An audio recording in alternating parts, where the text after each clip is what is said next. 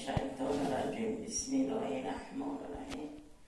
السلام علیکم مردم تاجیکستان، مردم اهل اسلام، مردم بچه های مهاجر، بچه جانا در خاک پاتون ببرم.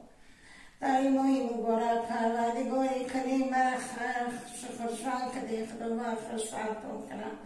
در عاقبت تنگ خیر کده پروردگار کریم عمری دراز کن بده، خدا فورتون نکنه.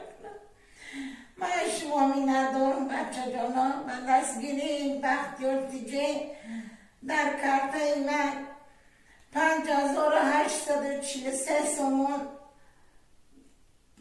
غلطی آب شده در کارت 5843 سومون بچه جانا. خداوند شما را در پناهش نگه بداره. خدای خیرهایی که در حق مکده خداوند نگهبان تو شود. پروردگار خداوند قبول بگردونه. پروردگار در نامه اعمال تو نوشته بگردونه. پروردگار خالی را نبینه در این ماه مبارک. پروردگاری کریم تنی سیاحتون بتیا وقت خشتون بتیا پروردگار بده یک کدن هزار برای شما کنم.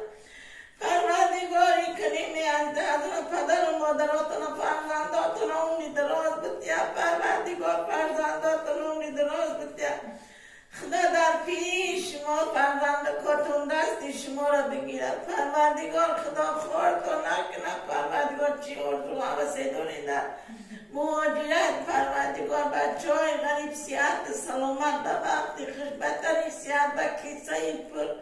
پروردگاری کریم به پیش فرزنداتون و به پیش پدر و مادرتون خدا سیاحت سلامت بیارتون. آمین الله اکبر. پروردگاری کریم بختیار جان ترم به همی خوبه ده حق مکدی مثال. پروردگار مرا دستگیری کدی بختیار جان خدا تنی سیاحت بتیا وقتی خشب بتیا.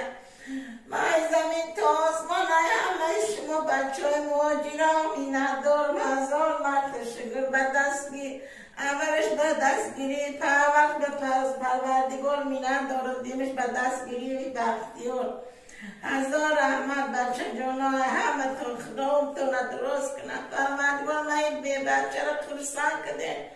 بختیار جان پروردگار شما را خداوند خرسان کنه. شما را پدر مادرتون خداوند خرسان کنه. فرزنداتون خداوند خرسان کنه. پروردگار کریم خدا